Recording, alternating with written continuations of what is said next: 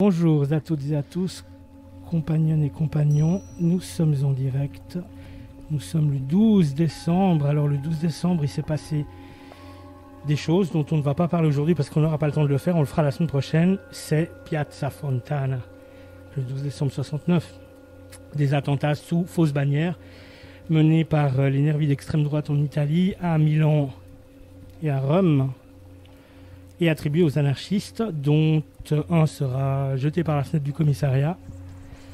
Mais de toute cette histoire-là, nous n'allons pas parler aujourd'hui, ou à peine tout à l'heure. Je vais baisser un tout petit peu la musique quand même. La musique de fond. La musique de fond, c'est Long Player, c'est une chanson qui dure 1000 ans. On mettra le lien également au libellé du podcast. Alors, bienvenue donc à la lecture du CLS depuis l'atelier de l'usine. On remercie évidemment les compagnonnes et les compagnons de l'atelier qui nous accueillent pour nos quartiers d'hiver.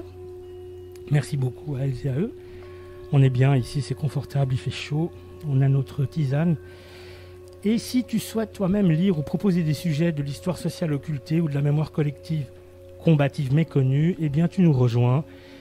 www.libradio.org, il y a une rubrique CLS, donc Cercle de lecture sociale, il y a également une rubrique live sur laquelle il y a un lien Telegram. Tu peux également nous joindre sur le canal Telegram. Bienvenue. L'agenda, on l'a dit, donc nous avons aujourd'hui notre lecture sur Steve Biko, dont on va parler dans quelques instants. Et puis le 19, la semaine prochaine, ainsi que le 26 du 12, les deux dernières séances de cette année seraient a priori dédiées à Piazza Fontana, comme on l'a dit. Et puis une autre affaire terrible, qui est l'affaire Chinchera. Alors je ne sais pas si beaucoup de gens connaissent cette affaire-là. Chinchera, Ernest Chinchera, c'était une sorte de McCarthy suisse. On va en parler un petit peu plus tard, juste pour présenter le truc, mais c'est une affaire terrible qui a préfiguré la question des fiches en Suisse où, comme vous le savez, comme tu le sais, eh bien, la population, 900 000 des habitantes et des habitants de ce pays ont été fichés à leur insu. Voilà, pour des actes fantasmés de subversion communiste ou gauchiste. Donc, début janvier, nous espérons également tout de suite reprendre. Le 2, il pourrait y avoir une séance. Et on pourrait parler de l'initiative Schwarzenbach, qui est également un truc qui s'est passé en Suisse.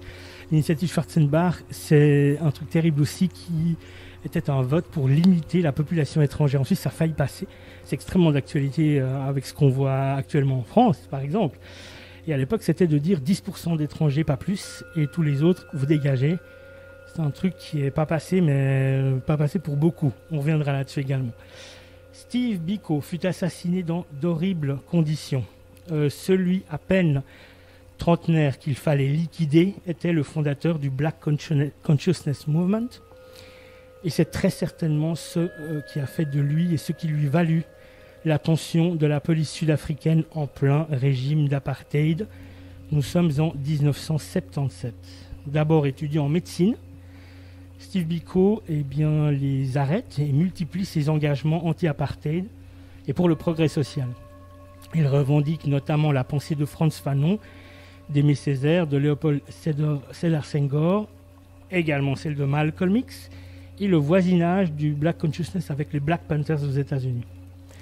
Il en appelle à, je cite, une libération psychologique visant à redonner une dignité au peuple noir et à la libération physique qui l'accompagnerait. Fin de citation. C'est ça en fait, empouvoiriser la communauté noire, victime de brimades, d'arrestations arbitraires, de tortures, d'assassinats, dans une Afrique du Sud ségrégationniste.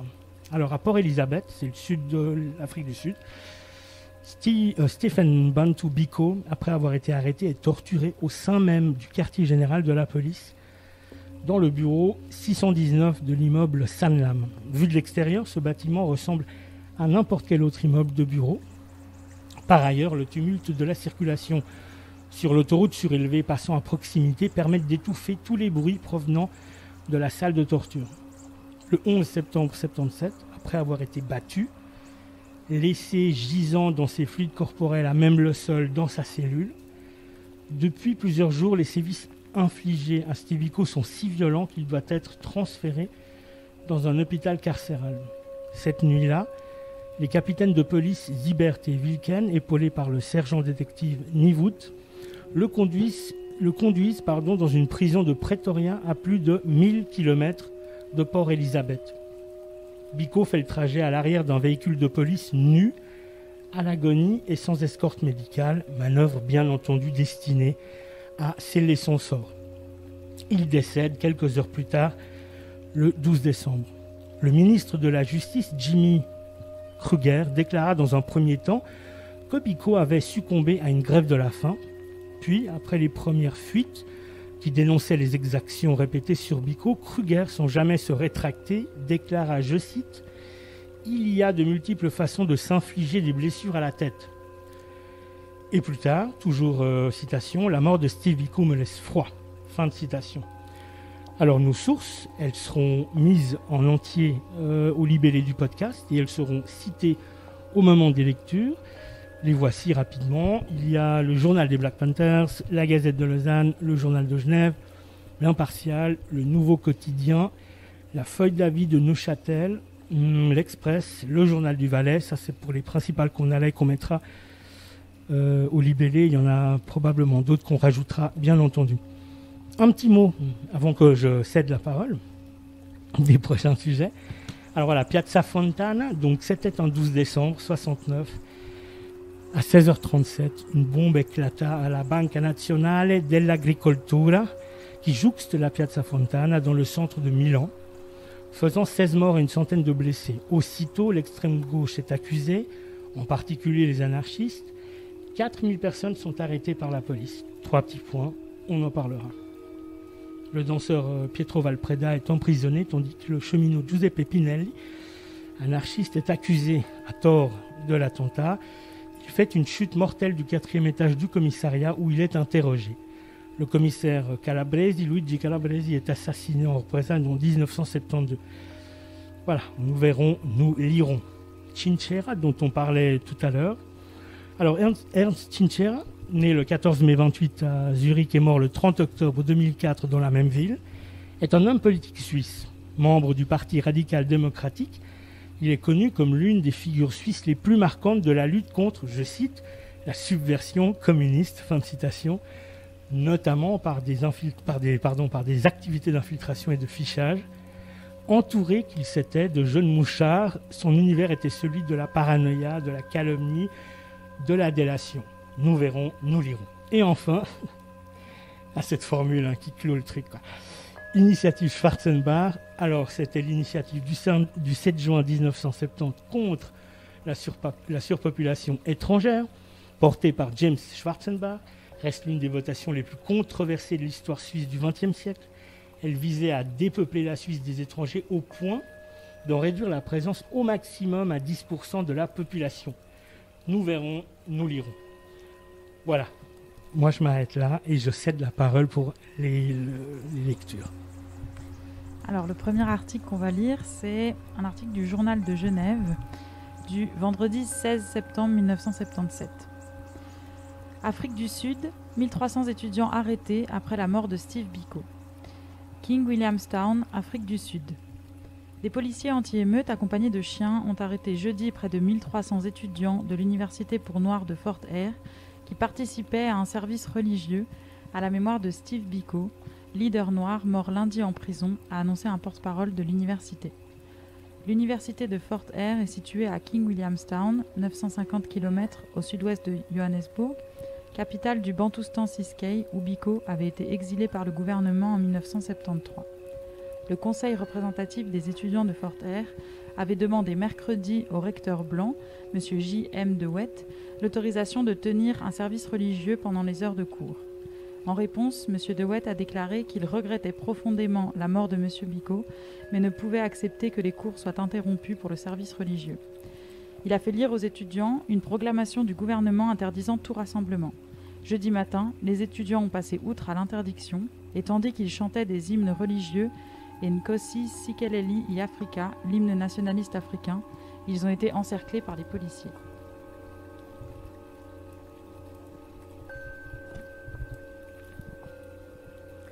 Le deuxième article, c'est également un article du Journal de Genève du mercredi 21 septembre 1977 qui titre « Afrique du Sud, campagne lancée contre le ministre de la Justice ». Du Johannesburg, selon l'agence Reuters. Un député de l'opposition sud-africaine, Madame Helen Suzman, et un ancien juge de la Cour suprême, Monsieur Kowi Marais, ont engagé lundi le ministre de la Justice, de la Police et des Prisons. Monsieur James Kruger a donné sa démission en raison de la mort en détention du président de la Convention populaire noire, Monsieur Steve Biko, la semaine dernière. Au cours d'une réunion publique, Madame Suzman a également condamné les lois sud-africaines sur la détention. Le cas de M. Biko ne doit pas faire oublier d'autres cas de citoyens qui sont morts et les centaines qui languissent en prison, a-t-elle dit. Steve Biko ne sera pas mort en vain si les citoyens d'Afrique du Sud sortent de leur torpeur et s'emploient à se débarrasser de ce gouvernement destructeur, a-t-elle ajouté. Au cours d'une réunion publique, M. Marais a déclaré de son côté qu'il est devenu par la suite de la mort de M. Biko un adversaire total et sans équivoque de la loi sur la sécurité en Afrique du Sud. M. Biko est décédé 7 jours après avoir commencé une grève de la faim. Les résultats de l'autopsie préliminaire n'ont pas encore été publiés. Par ailleurs, 750 étudiants de l'université noire de Fort Hare ont été arrêtés la semaine dernière et inculpés au terme de la loi sur les rassemblements pour avoir tenu une réunion à la mémoire de M. Biko, ont été libérés lundi après versement d'une caution de 20 rands pour chacun par un bienfaiteur anonyme résidant au Transkei. Plus de 1200 étudiants et étudiantes de l'université ont été inculpés la semaine dernière, mais les 460 étudiantes arrêtées devraient être libérées sans caution le jour même de leur arrestation. Un sous-titre : Les métis rejettent les propositions constitutionnelles du gouvernement. Le CAP, selon l'agence France-Presse. Le Conseil représentatif des Métis, le CRC, a rejeté lundi au CAP les propositions du gouvernement pour modifier la Constitution et a appelé à la place à une convention nationale de tous les groupes de population du pays. Les projets du gouvernement prévoient la création de 3 parlements, un blanc, un métis, un asiatique, contrôlant les affaires de chaque groupe, et l'élection par des représentants de ces 3 assemblées, en fait par le groupe blanc majoritaire, d'un président de la République disposant de vastes pouvoirs. Un métis élu à la tête d'un syndicat multiracial. Toujours selon l'agence France-Presse, un métis, M. Ronnie Webb, est devenu lundi le premier président non blanc de la plus grande confédération syndicale sud-africaine, le TUSCA, Conseil des syndicats sud-africains.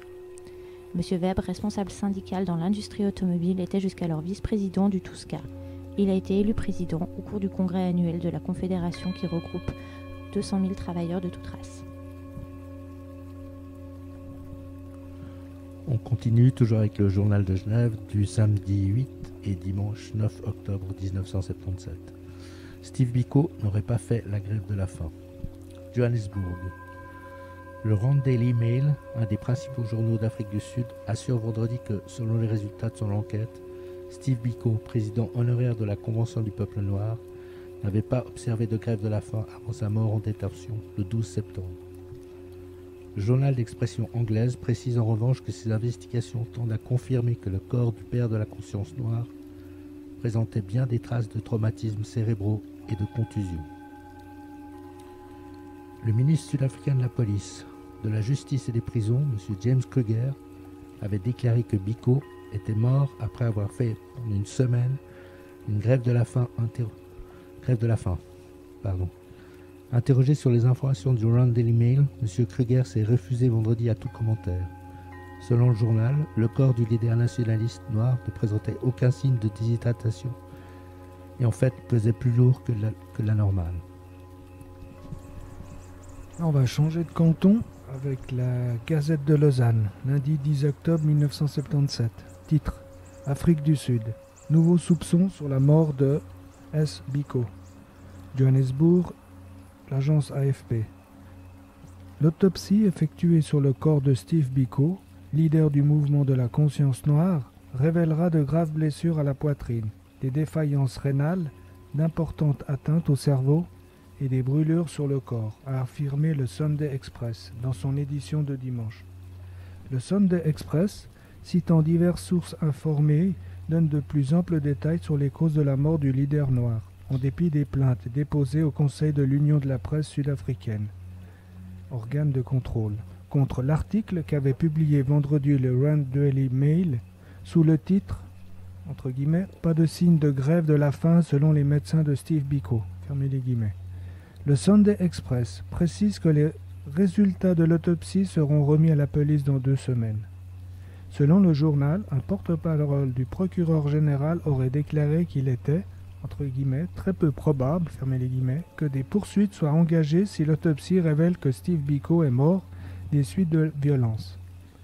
En fonction des résultats de l'enquête, entre guillemets, le dossier de police sera remis au procureur de la République qui pourra décider de poursuivre ou non quiconque sera impliqué dans la mort de M. Biko. Si le dossier se borne à indiquer que la mort n'a pas été naturelle sans qu'il ait de coupable présumé, une simple enquête ordinaire sera ouverte, fermez les guillemets, aurait déclaré le porte-parole. Voilà, on revient sur le canton de Genève avec le numéro du vendredi 11 novembre 1977 du journal de Genève. Afrique du Sud, M. Kruger sur les causes de la mort de Steve Biko. Pretoria, et c'est selon l'agence Reuters. Steve Biko, le leader nationaliste noir d'Afrique du Sud, est bien mort des suites de lésions cérébrales, a reconnu M. James Kruger, ministre sud-africain de la Justice, avant d'ajouter « Un homme peut s'infliger des blessures au cerveau de plusieurs manières ». Fin de citation. M. Kruger, qui s'adressait mercredi aux correspondants de la presse étrangère, a indiqué qu'à sa connaissance, la police n'avait aucune responsabilité dans le décès de Steve Biko survenu dans une prison de Pretoria le 12 septembre dernier. Et on poursuit avec le journal de Genève toujours, l'édition du lundi 14 novembre 1977. Mort mystérieuse, la mort du leader noir sud-africain Steve Biko dans une prison de Johannesburg n'a pas fini d'exciter l'imagination de ceux qui se sont mis dans le crâne de démontrer l'impossibilité de la thèse du meurtre.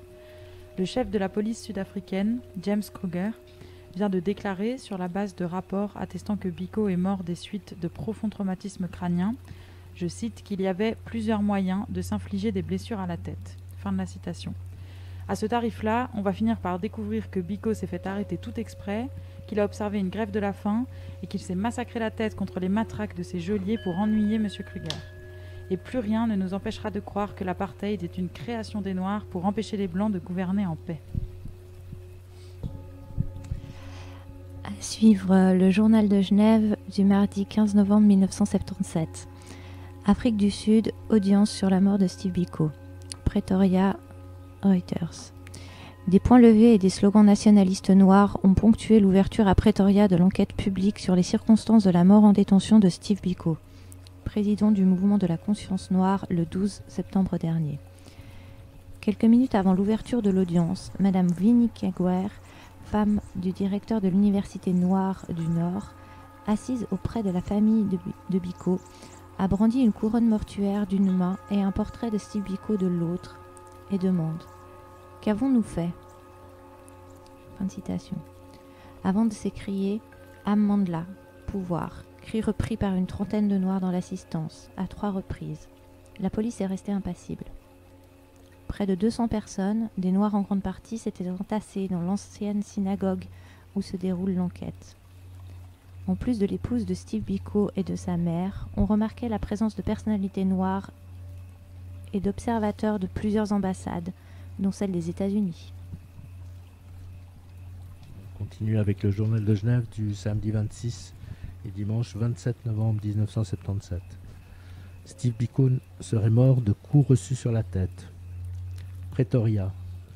Steve Biko avait au moins 5 lésions cérébrales et certaines de ces blessures ont peut-être causé la mort, révèle un rapport de l'expert sud-africain qui a pratiqué l'autopsie. Au 9e jour de l'enquête sur la mort du dirigeant de la conscience noire, maître Sidney Cambridge, avocat de la famille du défunt, a remis jeudi au juge le rapport du professeur N.S.F. Proctor, chef du département de pathologie de l'Institut de recherche de l'Université du Witwatersrand, région de Johannesburg. Selon M. Kenridge, les pathologistes croient que Steve Biko est mort d'une des lésions cérébrales qui aurait pu être provoquée par un coup de forte intensité ou en frappant sa tête sur le plancher ou contre un mur. L'avocat a interrogé le responsable des pathologistes sud-africains, le professeur Jonathan Lobster, qui a assisté à l'autopsie du 13 septembre en compagnie d'autres experts, et le professeur G.W. Seymour et le Dr. G. Glucksmann. Le professeur Lobster et le professeur Proctor ont convenu que les 5 lésions ont été provoquées par un traumatisme cérébral intervenu 3 à 5 jours avant la mort de Steve Biko, le 12 septembre dernier. Alors on change une fois de plus de canton, mais avec celui du Journal du Valais. Jeudi 1er décembre 1977, mort de Steve Biko, témoignage. Des blessures avaient été infligées à Steve Biko le 7 septembre dernier à 7h du matin, heure locale. 5 jours avant sa mort, indique un message Telex reçu au siège de la police spéciale sud-africaine. Le message envoyé par le collègue Peter Guzen de Port Elizabeth, en Afrique du Sud, a été lu hier lors de l'enquête publique sur la mort du dirigeant de, je cite, entre les guillemets, la conscience noire, fermez les guillemets.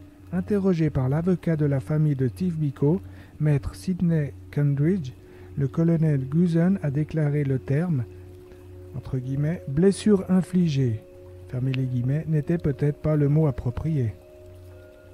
Dépêche de l'AFP, pardon. Voilà, alors maintenant un article de l'Express du samedi 10 décembre et dimanche 11 décembre 1977. Pretoria, l'affaire Biko rebondit. Pretoria, c'est une dépêche de l'AFP. Steve Biko est mort de blessures infligées par la police sud-africaine, a affirmé à Pretoria un juriste britannique en demandant qu'une enquête sur la mort du dirigeant noir sud-africain soit faite par des policiers choisis pour leur indépendance. Sir David Nepley, ancien président de la Société de droit d'Angleterre, vient de suivre, à l'invitation de l'Association des sociétés de droit sud-africaines, l'enquête judiciaire sur le décès en détention du dirigeant nationaliste qui s'est conclue la semaine dernière par un non-lieu. Dans un rapport, le juriste critique les conclusions du juge Prince, la conduite des médecins désignés par les autorités pour soigner Steve Biko et surtout le comportement des membres des services de sécurité mêlés à cette affaire. En tentant de camoufler la gravité des blessures de M. Biko pour éviter un procès, ces derniers ont fait, je cite, « obstruction à la justice », fin de citation, affirme-t-il. M. Nepley approuve les conclusions du juge Prince, selon lesquelles personne ne peut nommément être incriminé pour la mort de Biko. Il ajoute cependant que le magistrat aurait pu tenter de trouver un ou plusieurs groupes de responsables. L'avocat a également évoqué le, je cite, « traitement machiavélique et brutal », fin de citation, infligé à M. Biko par la sûreté sud-africaine, qu'il a laissé menottes aux mains, nu et baignant dans son urine, ce qui est, d'après lui, je cite, un exemple typique d'abrutissement et de dégradation systématique visant à mettre un détenu en condition pour un interrogatoire, fin de citation. Je cite encore, en bref, il ne m'a été laissé aucun doute que M. Biko est mort par suite d'une lésion infligée par un ou plusieurs agents de la sûreté, fin de citation. Sir David a affirmé que si la police sud-africaine n'avait pas cherché à camoufler l'affaire et à mentir aux médecins, et que si elle avait conduit aussitôt M. Biko à l'hôpital, celui-ci serait encore en vie aujourd'hui. On va passer à un article du Nouveau Quotidien du jeudi 15 juillet 1993. Le titre « La vérité lui survit », hommage à l'homme qui a permis de raconter l'histoire de la mort de Steve Biko. Le pathologiste sud-africain Jonathan Gluckman est récemment décédé. Il avait révélé au rédacteur en chef du Rand Daily Mail que le leader noir n'avait pas succombé à une grève de la faim comme le prétendait le ministre de la Justice de l'époque. Après 16 ans de silence, le journaliste peut enfin saluer la mémoire de celui qui a fait éclater le scandale, par Alistair Sparks. Récemment, le plus grand pathologiste d'Afrique du Sud, Jonathan Gluckman, est décédé à Johannesburg.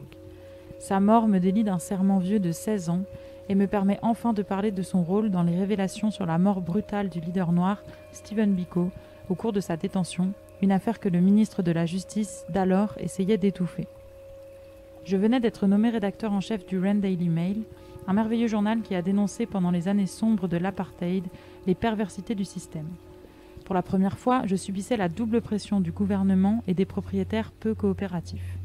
Ce cocktail avait déjà eu raison de mes 2 prédécesseurs et aura en fin de compte ma peau et celle du journal.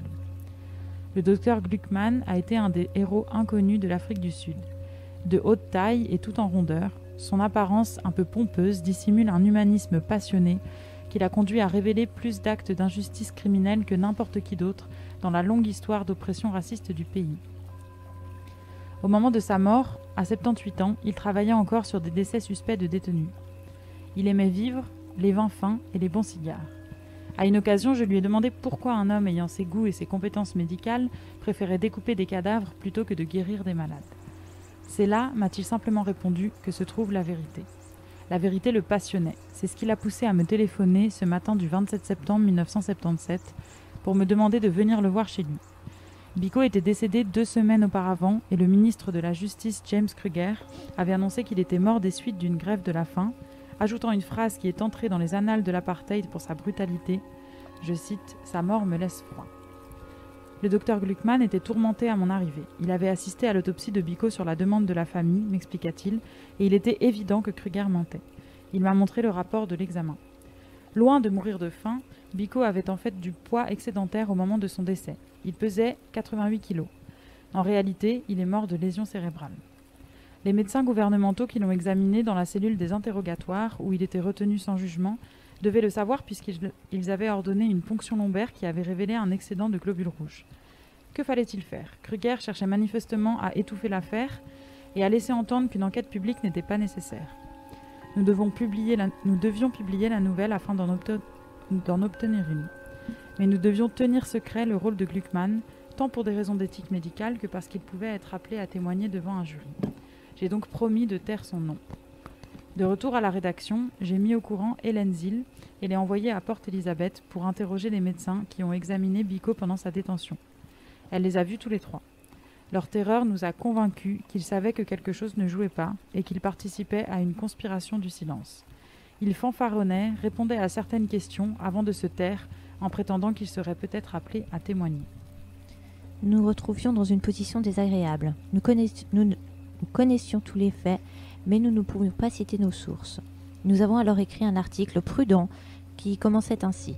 Une enquête du Rand Daily Mail qui comprend des interviews des médecins qui ont vu Steve Biko a démontré que le leader noir ne portait aucune trace d'une grève de la faim ou de déshydratation. L'article soutenait que Biko était mort de lésions cérébrales et que les faits que nous avions déterrés contredisaient les affirmations de Kruger. Nous avons publié ce papier sous un titre en gras « Pas de signe de grève de la faim », selon les médecins de Biko. Le jour suivant, le ciel nous est tombé sur la tête. Kruger tempêtait et soutenait que tout était faux. Il a demandé une réunion immédiate du Conseil de la presse, une institution mise sur pied par l'Union de la presse, organisation des propriétaires de journaux, à la suite des menaces du Premier ministre John Verster, de passer une loi de contrôle de la presse si elle ne se discipline pas elle-même. Fermez les guillemets. J'ai d'abord refusé de comparaître. Les règles du Conseil de la presse accordaient à un rédacteur un délai de 7 jours pour répondre à une plainte. Je ne voulais pas céder immédiatement aux exigences de Kruger. Mais pendant toute la journée, le président de l'Union de la presse, les membres de son exécutif et même mon propre directeur commercial ont fait monter la pression. Si je ne cédais pas, me disait-il, Verster voudrait voir dans mon refus la preuve que le Conseil de la presse était insuffisant à faire passer sa loi. Finalement, j'ai plié. La même nuit, j'ai comparu devant le Conseil de la presse. Il ressemble à un tribunal. Un juge de la Cour d'appel à la retraite, Oscar Galgut, le présidait. J'étais défendu par Sidney Kentridge, un juriste qui travaille aujourd'hui en Grande-Bretagne. Kruger avait formulé sa plainte par écrit, mais ne s'était pas dérangé lui-même. Le chemin pris par les débats a rapidement montré que si un refus de tenir une session urgente était inacceptable pour Verster, un non-lieu en ma faveur l'était tout autant. Dans l'incapacité de citer le docteur Gluckman ou le rapport médico-légal, notre cause est rapidement devenue indéfendable. Mais même au-delà de cette faiblesse, les arguments les plus pointus de Kentridge n'ont eu aucun effet sur le juge Galgut. 5 heures plus tard, à 1 heure du matin, le juge a délivré son verdict coupable. L'article ne reposait pas sur des faits, estimait le juge Galgut. Pour cette raison, il est, ouvrez les guillemets, erroné et tendancieux, fermez les guillemets. De plus, il était faux de dire que les faits révélés par l'enquête du quotidien contredisaient ce que Kruger avait affirmé. Le journal a été, je cite, sévèrement réprimandé pour ses transgressions. L'histoire nous a bien sûr vengés, mais le verdict est toujours inscrit dans les protocoles du Conseil de la presse, et les multiples blessures du même genre qu'on a infligées au journal pendant ces dernières années l'ont achevé. Maintenant, George Gluckman est mort. Aussi, la vérité lui survit.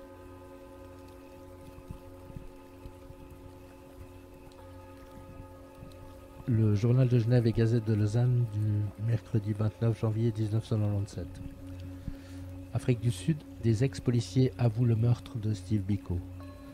D'anciens agents des services de sécurité sud-africains ont avoué être les assassins du dirigeant de la contestation noire dans les années 70. Steve Biko, mort en détention en 1977 à Pretoria, a annoncé mardi la Commission pour la vérité et la réconciliation. Bien que son corps porte à des traces de torture, l'enquête ouverte à cette époque ne permit pas de confondre les coupables. La mort de Biko eut un fort retentissement dans le monde entier et contribua à renforcer l'isolement de l'Afrique du Sud sur la scène internationale.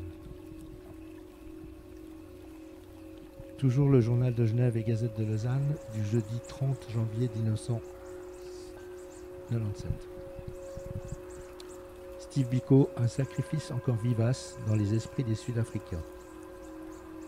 La demande d'amnistie, officiellement confirmée, mardi des meurtriers de Steve Biko, n'en finit pas de soulever les émotions et débats en Afrique du Sud.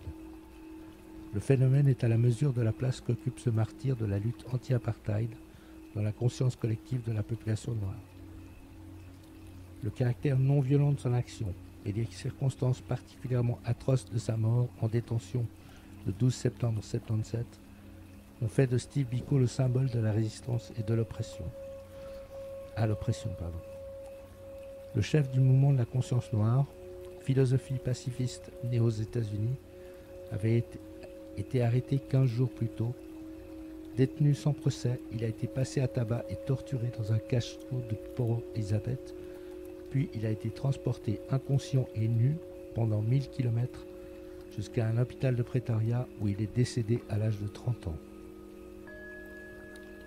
La mort de Steve Biko n'a jamais donné lieu à aucune poursuite judiciaire sous l'apartheid et il a toujours été présenté comme un accident par les autorités de l'époque. Cette arrogance aveugle fait naître une profonde indignation à l'étranger et renforcer la mobilisation contre le régime raciste de Pretoria. Le film Cry Freedom de Richard Attenborough et la chanson Biko de Peter Gabriel ont contribué de faire de ce militant anti-apartheid un mythe sans frontières.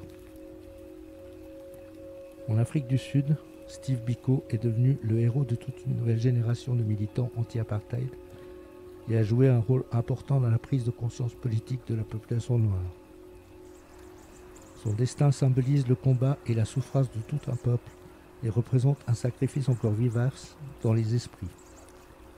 Sa mort impunie constitue une véritable plaie ouverte dans la mémoire collective des Noirs sud-africains. C'est pourquoi aujourd'hui, la demande d'amnistie d'anciens policiers pour le meurtre de Steve Biko constitue une véritable mise à l'épreuve pour le processus de réconciliation nationale. La famille du militant anti-apartheid est la première à s'insurger contre cette demande. Elle réclame justice depuis près de 20 ans et elle n'est pas prête à pardonner. Comme d'autres familles de victimes, elle s'oppose à la commission Vérité et Réconciliation chargée d'examiner les crimes commis sous l'apartheid et, le cas échéant, d'amnistier leurs auteurs. Une partie de la population noire a le sentiment que le processus de réconciliation sacrifie sa soif de justice au nom de l'intérêt national. La mise au jour des atrocités commises sous l'apartheid alimente ce sentiment. La demande d'amnistie des meurtriers de Steve Biko risque de le renforcer un peu plus.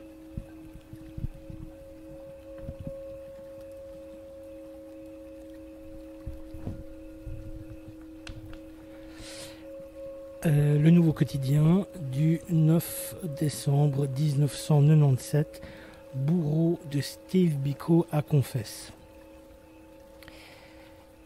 Un ex-policier sud-africain, Daniel Siebert, a reconnu avoir frappé et maltraité Steve Biko, le héros de la lutte contre l'apartheid, lors d'un interrogatoire il y a 20 ans, et avoir menti pour dissimuler les faits. Devant la commission Vérité et Réconciliation, TRC, il a cependant récusé les affirmations selon lesquelles les coups qu'il a assénés aux détenus auraient engendré sa mort. Mais, selon l'avocat de la famille Biko, citant des rapports médicaux, le dirigeant de l'organisation de la conscience noire, âgé alors de 31 ans, présentait 4 lésions cérébrales avant de mourir de ses blessures dans une prison de Pretoria le 12 septembre 1977. Daniel Siebert a reconnu que Biko, à l'article de la mort, n'avait pas reçu les soins médicaux que nécessitait son état après les violences de l'interrogatoire, mais avait été enchaîné en croix une nuit entière sur une porte métallique. Siebert demande à bénéficier de l'amnistie de la TRC.